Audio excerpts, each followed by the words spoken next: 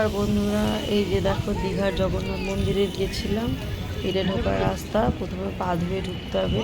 জুতোটা উল্টো দিকে একটা কাউন্টার আছে, ওখানে রাখতে হবে। দীঘা জগন্নাথ মন্দির খোলা থাকে সকাল 6টা থেকে দুপুর 1টা পর্যন্ত, আর বিকেলবেলা খোলে 3টে থেকে 8টা পর্যন্ত। এই যে দেখো, এই ঢোকার জায়গা। এমনি কিছু পুজো টুজো সেরকম দেওয়া যায় না, হয়তো সকালে দেওয়া যায়, বুঝতে পারি না। জাস্ট আমি দেখে চলে এসেছি। প্রচুর ফটোশ্যুট করা যাবে, সুন্দর জায়গাটা করেছে।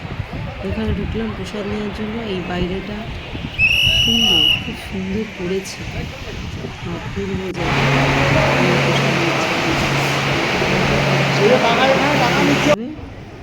এই ছোট ছোট খাজা থাকে।